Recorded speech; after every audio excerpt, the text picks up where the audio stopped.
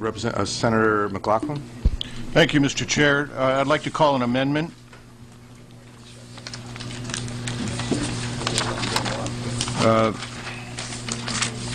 I move the amendment that strikes Section 17 and inserts substitute language, and I'd like to summarize, please. I'm looking for, is there a second? Second. It's been moved and seconded. Senator McLachlan. Thank you, Mr. Chair. The amendment that I offer strikes Section 17 and restores the original general statutes, but repealing subsection 4 of Section 46A-81R. And the purpose of this amendment is to keep in place protections that have existed for many years, but limits the action of this committee and Senate Bill 899 to the codification of the Kerrigan decision. I hope that my fellow members will support this amendment as it keeps us focused on the true decision and goes no further, which I believe Senate Bill 899 currently does. Thank you, Mr. Chair. Is there a discussion? Representative Tong. Thank you, Mr. Chairman. I just am looking this over and in reinstating, it appears almost all of 46A-81R. I think that really goes against the spirit of the Kerrigan decision and in fact, much of what the court spent its time discussing. And I think it's important to note that the court spent a considerable amount of time dealing with 46A-81R, and I wanted to, if I may, Mr. Chairman, read very briefly from that decision. The court said that, with reference to 46A-81R, by singling out same-sex relationships in this manner, there is, of course, no such statutory disclaimer for opposite-sex relationships. The legislature effectively has proclaimed, as a matter of state policy, that same-sex relationships are disfavored. That policy, which is unprecedented among the various anti-discrimination measures enacted in this state, represents a kind of state-sponsored disapproval of same-sex relationships and, consequently, serves to undermine the legitimacy of homosexual relationships, to perpetuate feelings of personal inferiority and inadequacy among gay persons, and to diminish the effect of the laws barring discrimination against gay persons. Indeed, the purposeful description of homosexuality as a lifestyle not condoned by the state stigmatizes gay persons and equates their identity with conduct that is disfavored by the state. I think this is the tough work of Kerrigan and precisely what we must do today, and that is dispatch with state-sponsored discrimination and dispatch with the state's imprimatur of approval on laws, statements and laws, even broad policy pronouncements that discriminate against people and burden the fundamental right of marriage.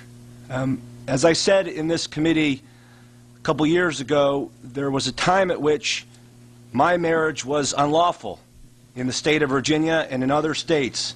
It was considered an offense against good decency and morals. It was considered by some an offense against God. And I am married today to a blonde woman. We have two, I think, pretty cute interracial children. And I look forward to raising them in this progressive state. And I can't imagine, though, a regime in which the law somehow said that our marriage was disfavored or was not condoned or was somehow separate or different. Luckily, my children don't have to live in that world anymore. So I would urge very strongly the rejection of this amendment. Let me just take the prerogative of the chair to make what are just basically some factual statements.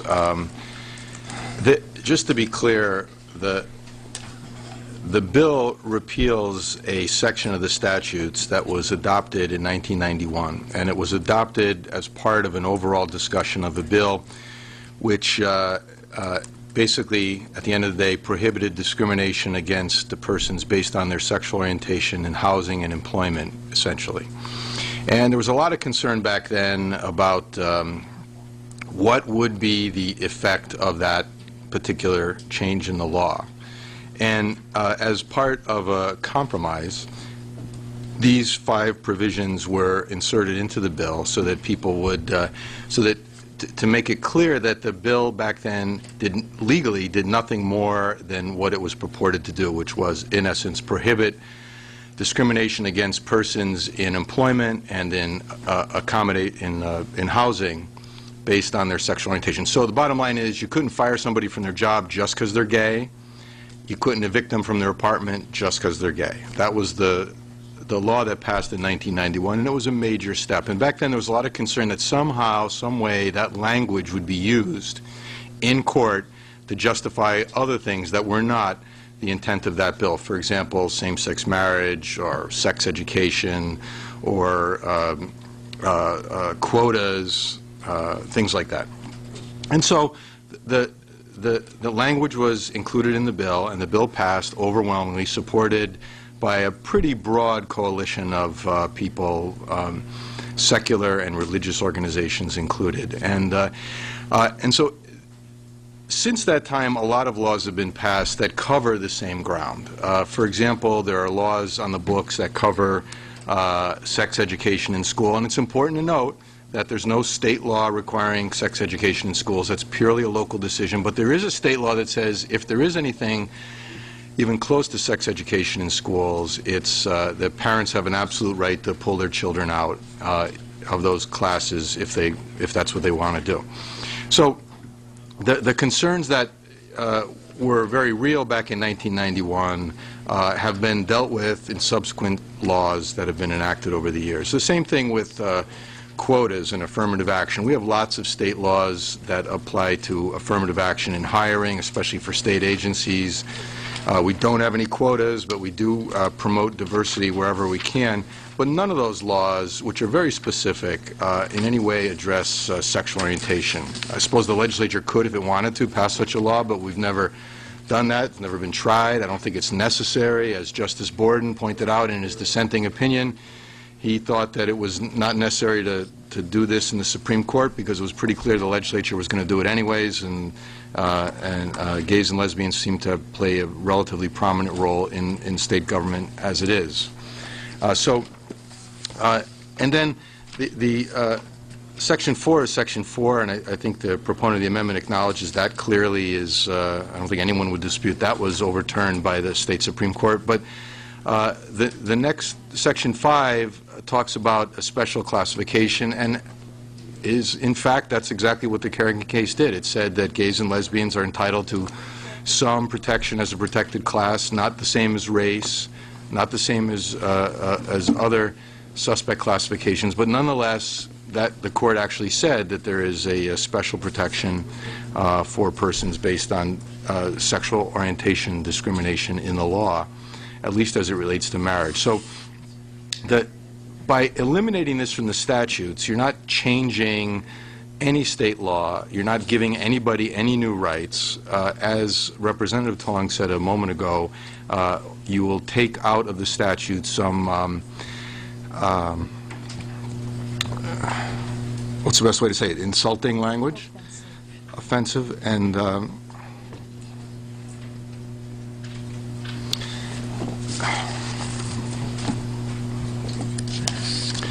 I guess, you know, just insert your name there, right? Senator Hanley? Thank you. Thank you, Mr. Chair. As some of you remember, 2 years ago when we did the civil union bill, voted against that bill in this committee. I voted for it on the floor of the Senate, but I voted against it because I felt even at that stage that it was a discrimination and that it was unequal protection of the law for certain couples who wanted to join their lives together in a legal contract. I am so happy that we have come to the point that this kind of language that is here can be, and I certainly hope will be, eliminated. I think, as the chairman said, put your group in there. Put your political ideas in there. Put your ethnic background in this language and see how you would like it. It is time to get rid of this language, and I urge that this amendment be defeated. Further discussion? Senator Kissel? Thank you very much, Mr. Chairman. This is another difficult vote, and probably, I'm not sure how my district would come down on this. There are portions of this amendment that clearly, I believe, the majority of my constituents would be supportive, or at least feel concerned about how Kerrigan affects affirmative action programs and how Kerrigan's going to be implicated in our public education system. And because people feel very strongly and passionately on both sides of this issue. And those sort of have to play themselves out. But on balance, I just find the language in sections 1 and 2 to be so problematic in light of the decision in Kerrigan, when it says, I mean really, it says the state of Connecticut should not be interpreted to condone homosexuality or bisexuality. Well, guess what? The Supreme Court has determined through Kerrigan we do. It's not just condoning has such implications. It's a right. It's a constitutionally protected right in Connecticut, and that's what the Supreme Court's ruled.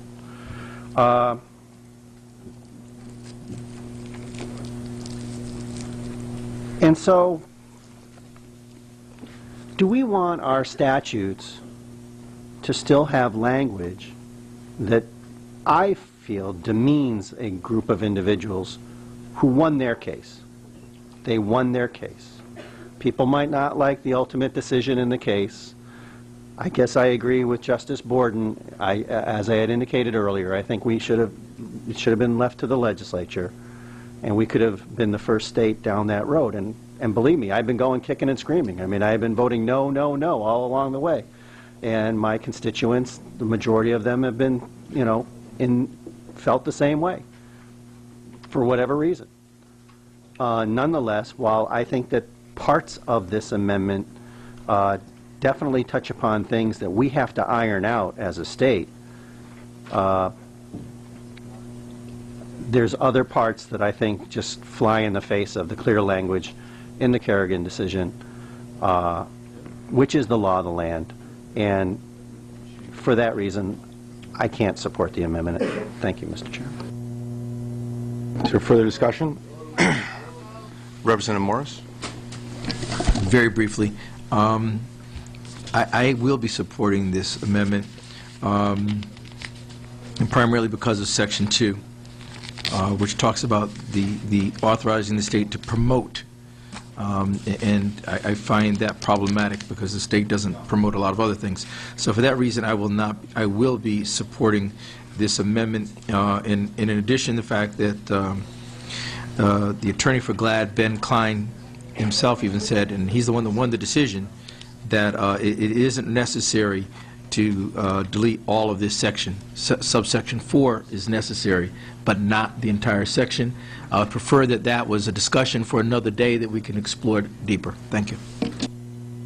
Further discussion? If not, please call the roll.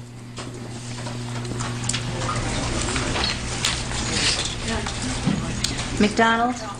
No. Lawler? No? Hanley? No. Fox? No. Kissel? No. O'Neill? Yes. Amon? Yes. Barham? No. Barry? Berger? No. Clemens? No. Coleman? No. Conway? Kotu? No. Dillon? No. Doyle? No. Fritz? Godfrey? No. Gomes? No. Gonzalez? Yes. Green? No. Ham? No. Hamsey? Heatherington? Hewitt? No. Holder Winfield? No. Hovey? Yes. Hurlbert? No. Claridez? No. Labriola? Yes. McLachlan? Yes. Meyer? No. Morris? Yes. Olson? No. Reeves? No. Roldan? Rohraback? Rowe? Yes. Sarah? No. Spallone? No. Tabersack? No. Tong? Walker? No. Wright?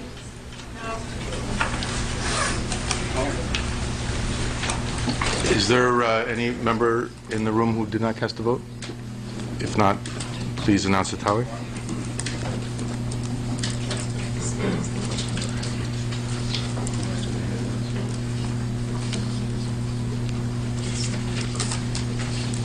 .40 voting, yea 8, nay 32.